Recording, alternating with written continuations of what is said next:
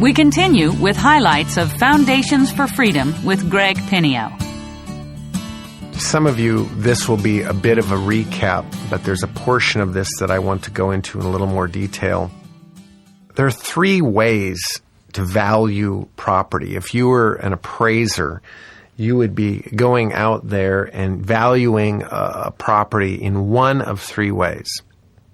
The most known way for single-family property, that house that you're wanting to buy, is a comparative market analysis appraisal.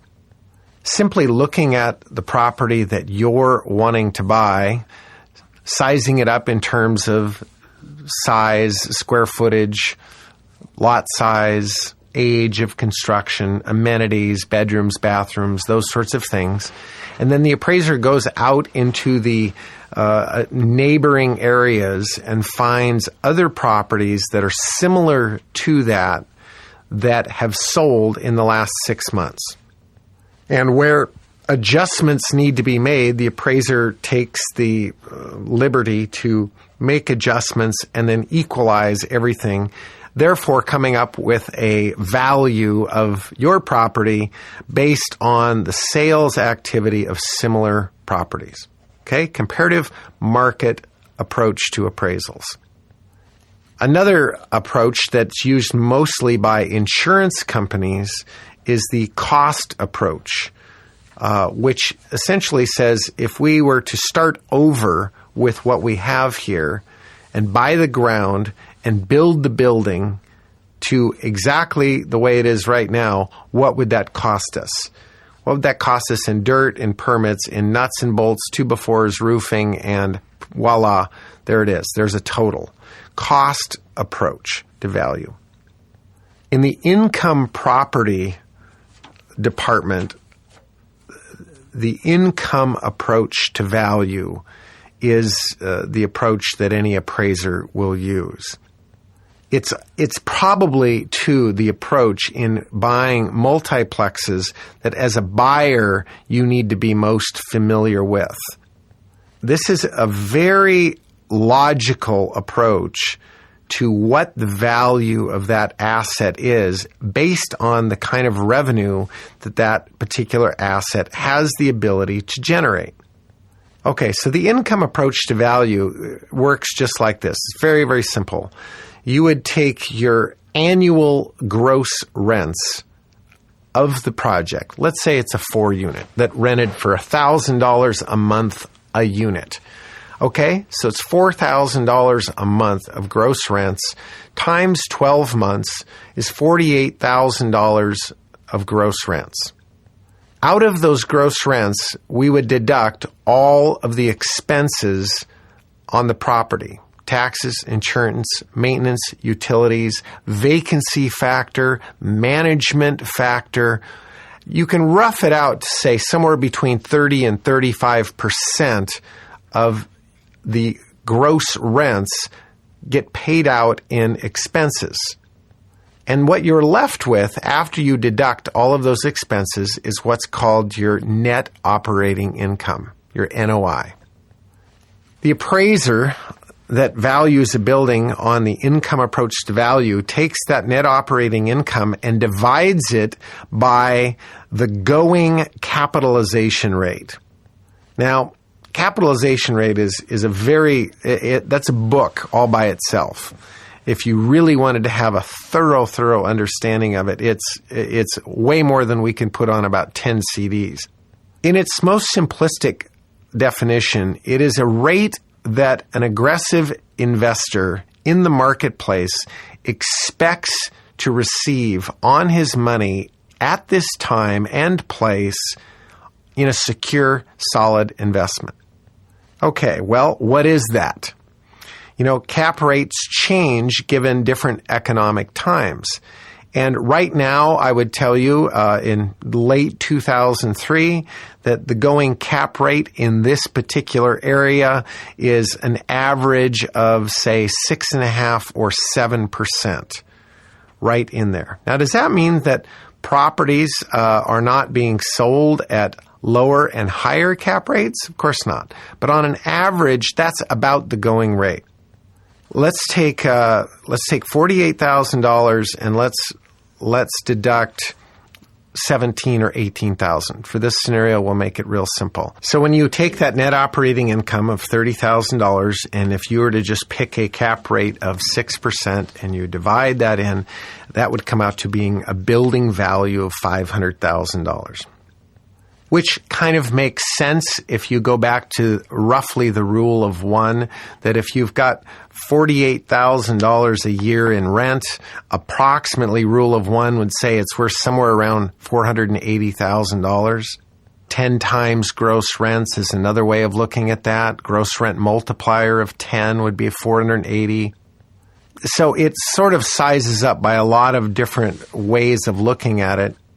500,000, somewhere around there would be your value.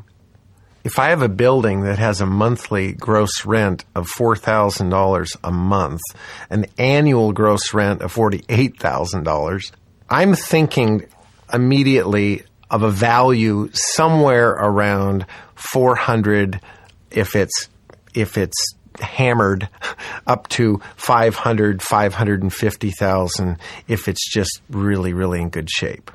Okay? Now, the point to really understand about income approach to value is this. The simple point to understand. As a buyer, you want to buy the income stream that currently exists, that has proven itself, that is there. Every seller in the world is going to tell you that their rents are low. Oh, they could be raised easily to create more income. But if it were that easy, they would have done it. They're not willing to take the risk to raise their rents because they're likely going to lose some tenants and therefore actually shoot themselves in the foot by lowering their true collected rents. So it's really important as a buyer to analyze the income stream that is there, that has proven itself, that rent roll I'd like to see in existence for at least 6 to 8 months, if not longer. A year would be nice, to just show that they can hold those rents. And that is what you're analyzing as a buyer. But also understand in the equation that if you're able to buy it with that as a place to start with your price, then from there construct terms that are favorable, terms that create value all by themselves. And then thirdly, once you get into the property, every $100 you improve the cash flow, roughly in today's economic analysis, you're improving the value of that property by $20,000. For every $100 you raise the rent. For every $1,000 you raise the rent, you're going to increase the value of that building by about $200,000 in today's interest climate, cap climate. So obviously there's an opportunity there. I'll give you an example. And I think I mentioned prior to a 38 unit that I bought on Queen Anne. Rents when I bought it per month were about just under $11,000 a month, 10.8. Based on $11,000 a month, you think, okay, well, what can you pay for that roughly? Just ballpark it. You got to be thinking somewhere around $1.1 million, $1.2 million, somewhere in that fashion. And as it was, I paid $1.2 million for the building. Okay? After 3 months, raising rents, everybody moves out, rehab 38 units, re-rent the units. My rent roll was $18,750. Well, to take it from, let's just round it off, $11,000 to $19,000, that $8,000 a month of additional income stream created a huge value difference. Huge value difference. That's the benefit of a real easy way to analyze property. You know that if you raise rents and can hold a rent roll, you have a more valuable piece of real estate because of the income stream that it generates.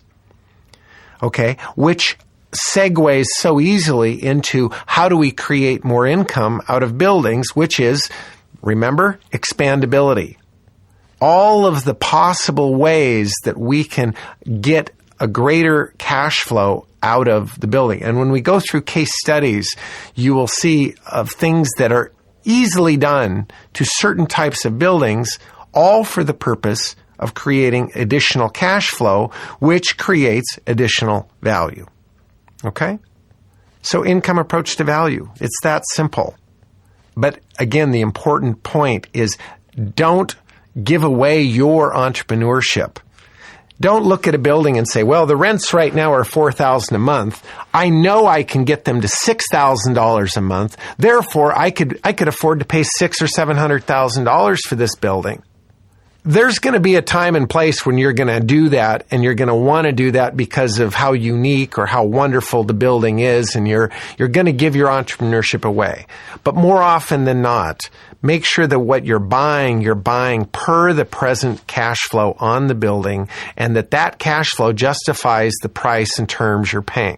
Now, that being said, remember, price is only one negotiable term.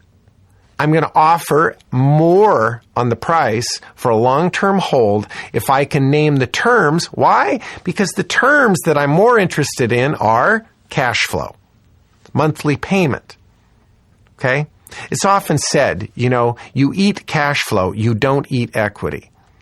And that's day in and day out. The only way to stay in this game for 30 years is to be highly respectful of cash flow. It's also said that it's about one step from the penthouse to the outhouse. And so a big reason for that is that people are not cognizant of cash flow. They think, oh, I've got all this equity in property. Well, that's great. That's wonderful. Equity is good. It's a tool. Cash flow is what pays your bills. So be really, really, really careful structuring cash flow. And when you're buying property, there's no excuse. You're simply not going to pay a price or terms greater than what the building has the ability to cover. So just as carefully as we've looked at the income stream of the building and how important that is to value that building, we need to just as carefully be realistic and analyze the expenses of that building. And let's look at a few of those. Obviously, our negotiated principal and interest payment is our major reoccurring monthly expense. Property tax, certainly always going up. I haven't heard many cases of property tax going down. So we're factoring in property tax. Insurance is the buzzword of the decade. It is the most volatile expense item right now in the year 2003. Insurance premiums are just bouncing all over the board. And just because the seller or the current owner of that building is only paying X for insurance, don't assume that when the ownership changes and now you're the owner, that you're going to get the same rates. Matter of fact, some older buildings in this town, especially older brick buildings, just unbelievably expensive to insure in this day and age. A lot of insurance companies just won't touch them. So you're off to aftermarket companies. Insurance across the board right now is one of the biggest topics of this last couple of years. But just be careful that you're penciling accurate premiums in your expense calculations. Right there with insurance, as far as being a volatile topic, the topic of utilities are becoming just huge. I mean, it used to be if the landlord paid the water, sewer, and garbage, it was almost like a token thing. Now it's huge. Absolutely huge. And on certain buildings, you're going to not only pay the water, sewer, garbage, you're going to pay the radiant hot water system gas heat. You're going to pay their hot water as well. And when you start factoring in all those utilities, your net operating income really starts to drop significantly. But be aware of those costs. Look at historical records. Look at where things are going. Vacancy rate, another volatile item. At least in this area, the greater Seattle area, there's been such a job loss in the last couple of years around here that vacancy rates have drastically changed. In certain parts, as high as 15% vacancy. Well, that $4,000 a month gross rent building, when you just lop off 15% off the top, is now a $3,400 a month gross rent building. Big change. Big change. So be aware of the location you're in and be realistic with your vacancy. Management expense. Now, you'll say to yourself as a young investor, well, there won't be any management expense. I'm going to manage it myself. However, you're going to want to factor that in because, again, your time is worth something. You need to, out of this building, be able to pay yourself the day in and day out job of managing the building. And if you were to hire this out, let's say you took a full-time job and hired it out, what would you pay to have somebody to manage your building? It's usually a function of the gross rents, but on smaller projects, sometimes it's just a flat fee. But look into that. What is it going to cost you to manage this building should you decide to step out and put it in somebody else's care? Factor that into the equation. Well, now you're just boiling down this net operating income number to a realistic number. And from there, you're going to divide it by a cap rate that it seems to represent the market. This should give you an idea, at least, of where to start of what you can pay for this building. Now, a simple understanding of cap rates, it's very logical, but let's add this to the equation. The lower the cap rate, the higher the value of the building is going to be. The higher the cap rate, the lower the value of the building is going to be. It's very logical. If an investor wants to make 10% on his money, he's not going to be able to pay as high a price as an investor who only wants to make 5% on his money. Okay? So understand that as cap rates go up, values go down. As cap rates go down, values go up. So if you're really trying to time the sale of your building, the time to sell it is when cap rates are at a world low, because the value of your building is going to be at its peak at that point. Versus when we're in a cap rate climate of, 8, 9, even I've seen it as high as 10, 11 caps, that's probably not the time you want to sell your income-producing property. Okay, so here we have been out there searching, proactively, mind you, looking for income property, looking for buy and flips, looking for those properties we're going to keep for a long time. We've educated ourselves so that we have the eyes and the vision to see an opportunity when one walks in front of us. We've listened to the seller. We've been in their space. We know their objectives, their needs. We, as an investor, understand value, understand income. We know what we can pay. We are ready at this point to write. And I would like to just suggest that in our writing of this, that we think very logically about all of the different topics. We're certainly going to address all of the, what I call the fill-in-the-blank stuff. Who's the seller is, who the buyer is, etc. And yet even those topics are not devoid of consideration, such as who is the buyer?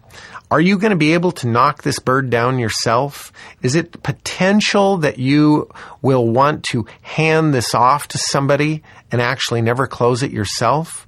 Is there potential that you may want to bring on a partner during the escrow process to add some horsepower to the transaction? If so, under the buyer column, make sure you name the buyer as yourself and or assigns.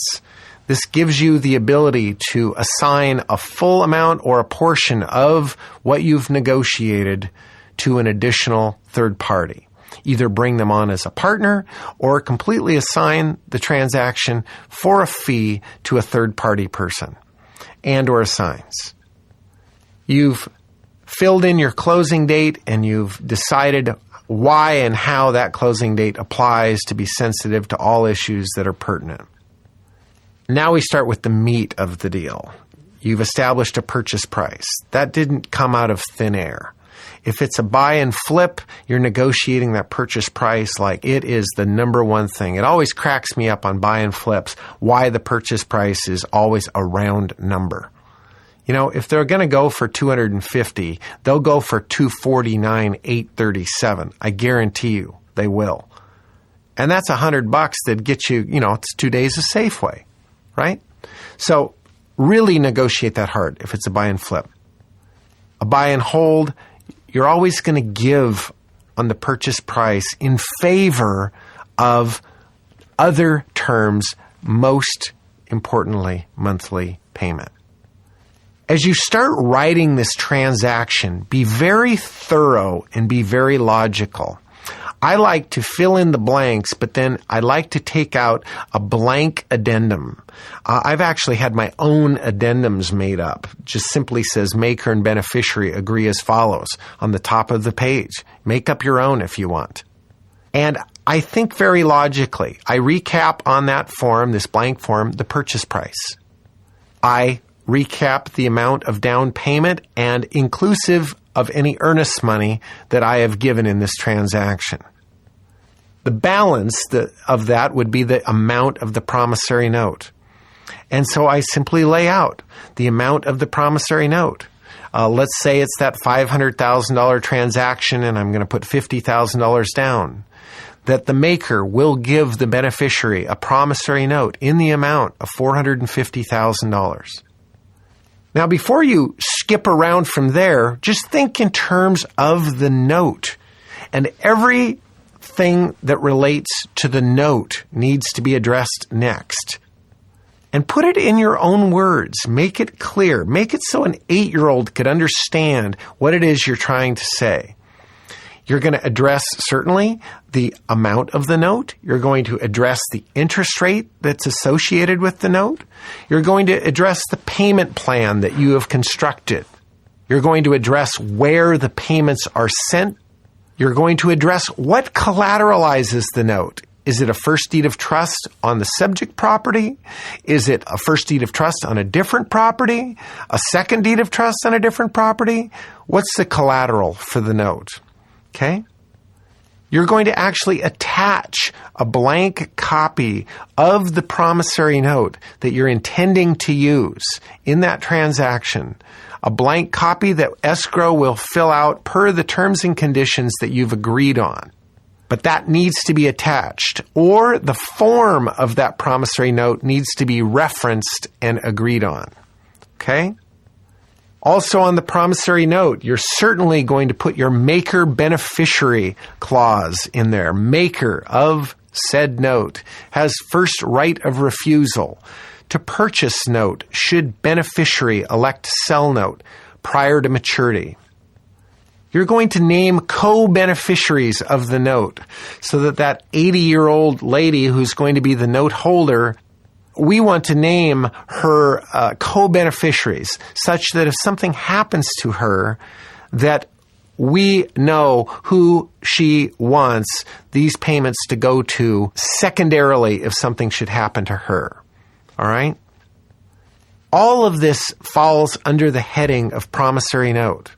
Then we move on from note to talk about the deed of trust. And you're going to want to attach the blank form of deed of trust that you want to be filled out in escrow as a part of this transaction. You're also going to have to attach the legal description of the subject property that you're purchasing. That has to be an exhibit. But think logically. Then you're going to move on from there and talk about what comes with the transaction. Okay? This goes with it, has no significant value. This comes with it, does have value, and the value is X. Or these things will be removed from the property prior to closing by the seller at the seller's expense. So very logically, if you're new at this, likely you're going to want to write into your transaction an inspection clause. Some sort of subject to that gives you the ability to have somebody look at this from a structural standpoint to give you some advice whether you're in over your head. Okay? certainly it's probably the best $200 or $300 you've ever spent if you haven't done a lot of this to get somebody else to take a look at it. Any other reasonable contingencies need to be written in at this point.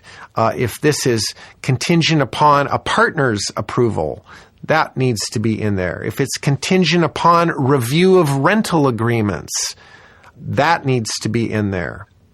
And on income property, certainly it should always be contingent upon review of rental agreements. Why? One of the oldest tricks in the book when you're a seller is to reserve a unit for yourself or a family member and write up a 20-year lease at $100 a month on some great unit in the building. Well, I'm not wanting to buy a building that has a 20-year lease at $100 a month. So I don't just see that $100 a month and think to myself, oh, well, day one after I own this building, I'm going to raise the rent to $1,000 a month because that's the market value. You need to review the rental agreements to be sure you can do that. Okay? That would be a real bad mistake if you miss that. Review of rental agreements.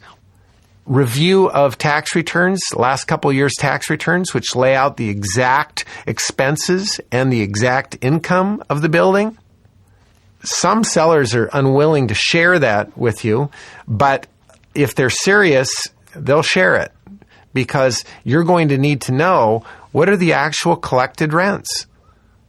Not just what you're telling me you're getting rent roll-wise, what's the actual collected rents? What were your actual expenses?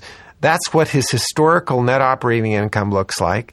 And I'm going to write a contingency in my agreement that says that I have the ability to look at leases and look at your pro forma, which really means look at your tax return. Okay? But do you see how logically the writing flows? It just exhausts one topic before you move on to the next. Okay?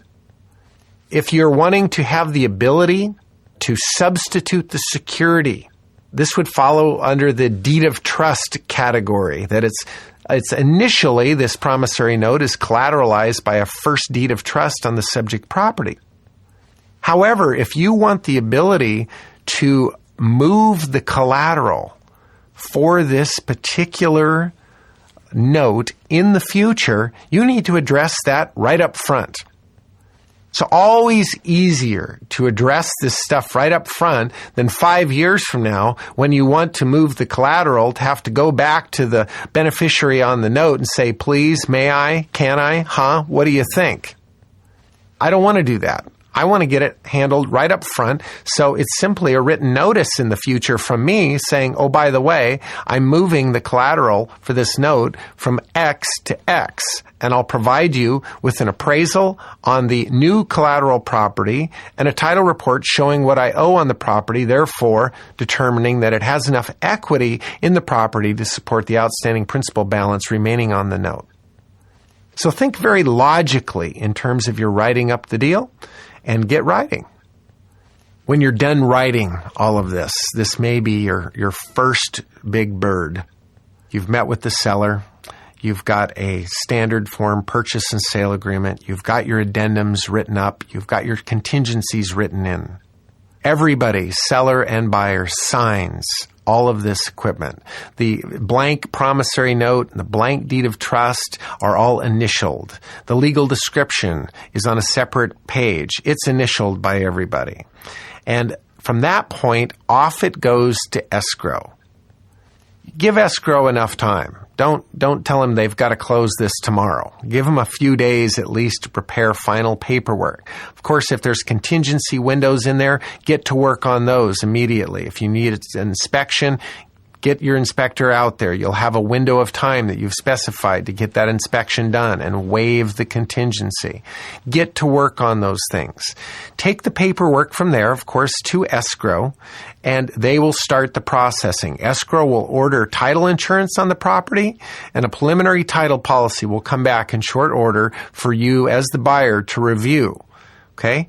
Once the title is back, you're going to see that if there's any appurtenances, if there's any encumbrances, if there's any sort of liens or easements or anything on the property, it's going to all be right there. Okay? So study that title policy. Know what's going on with there.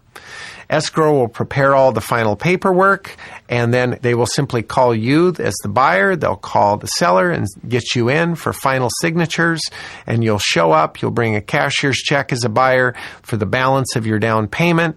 They'll prepare all the paperwork, everybody signs, and then escrow sends it off for recording. Okay?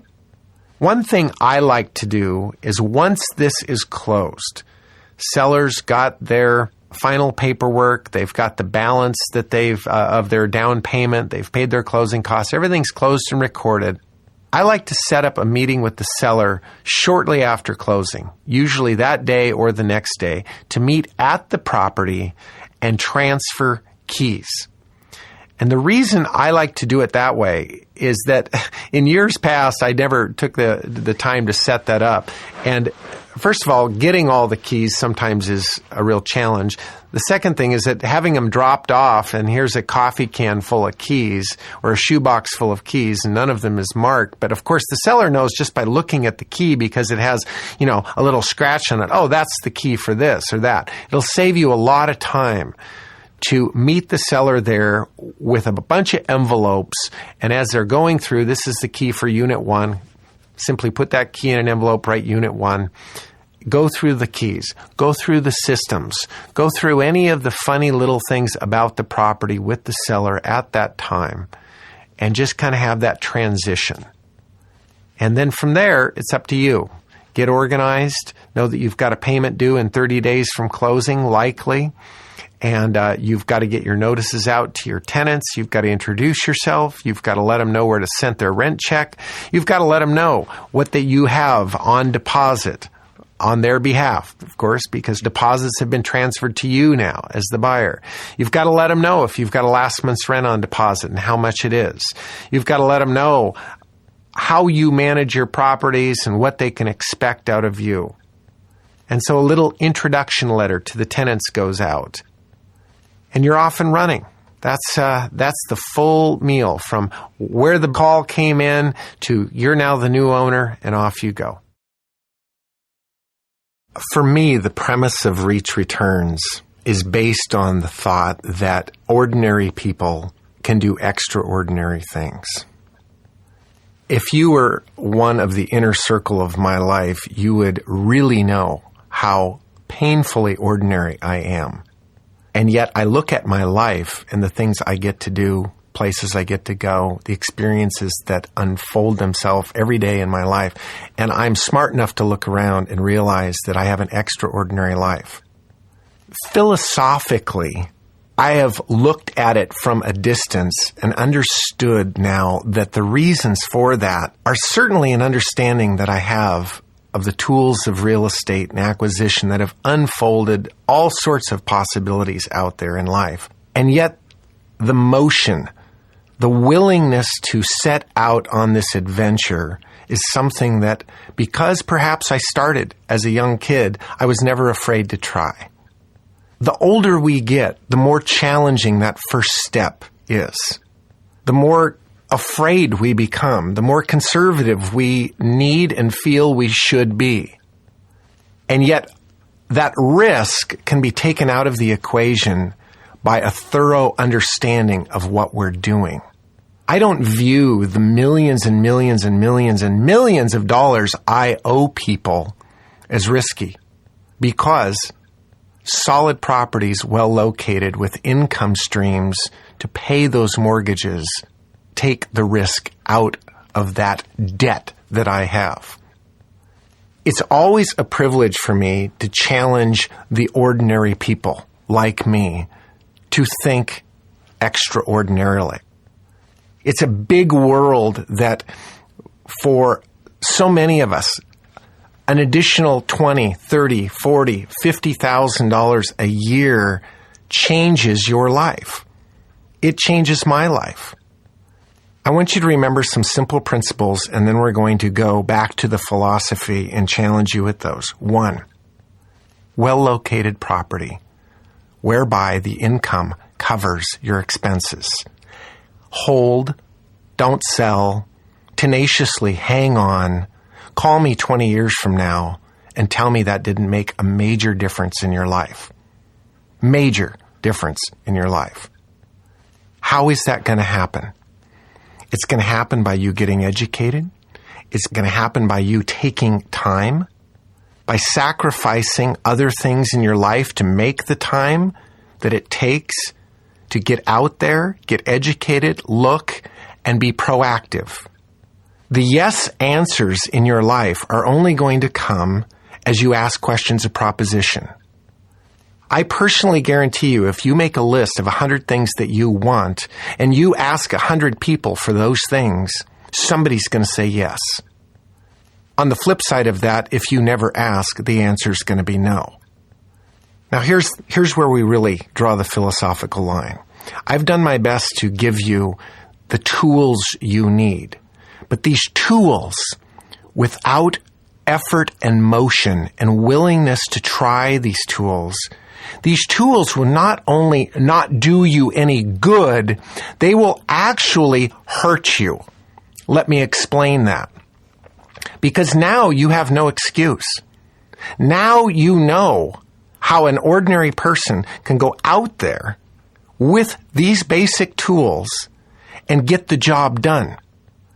And if you don't do it, you have only one person to blame, and that's yourself. The tools are there.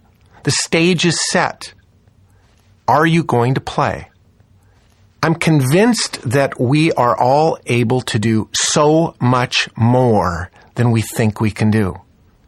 Every day I try to make it a point to bite off so much more than I could possibly ever get done in that day. But when I look back on the year, when I look back on the month, I even amaze myself. I can't believe we did all that this year. But the reason it got done is that every day we marched forward in the direction of our dreams. Every day we knew why we were doing what we were doing. Do you remember the basic questions? What do you want? Be very specific. And then back it up. From that place of arrival, what do I need to do to go from the place I am now to get there? Be very clear about it and get in motion. You've heard the saying, you can't steer a parked car. It's the same philosophy.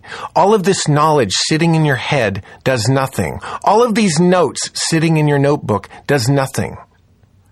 All of these seminars that you go to, all of these books that you read, do nothing unless they are out there being applied, trying to use these tools, trying to ask these questions, trying to put this in motion.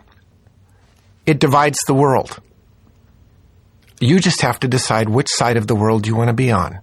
Those people who sit and tell me 100 things and 100 reasons why it can't be done are those people who are in motion doing it. A great little saying that I learned just the other day. I've been thinking on it for the last couple days. A quote by Picasso. I always do the things that can't be done. That's how I get to do them. Isn't that ironic? The only way to do the impossible is to do the impossible. It's my encouragement to you, and certainly I speak for the team of Reach Returns. We're out there busting our ass, giving you our very best, so that you would simply take one step in the direction of your dreams. And that step will create momentum. I didn't start out owning all these properties. I started with one. A young kid, literally in high school, I stepped forward, and that step led to another step. And pretty soon, my steps are running steps. And 30 years later, I look back and go, wow, it really only started with a willingness to work hard, a desire to learn, and an assessment that we're in this for the process. We're not in this for the destination. If you never get there, wherever there is, wouldn't you rather not get there trying than not get there because you never tried? My encouragement, get it in motion. Take this knowledge, do something with it, and when you succeed, quote, succeed, remember, failure, remember, Failure is simply not trying. Success is simply trying. When you succeed and you get in motion, be sure to email us at Reach Returns. We want to hear about your road. We want to know that something that we've said has moved you towards the direction of our dreams. That's our payoff. Thanks for giving me your attention and your time. Living deliberately. Signing off, Greg Pinio. This is the end of Disc 3. Highlights continue on Disc 4.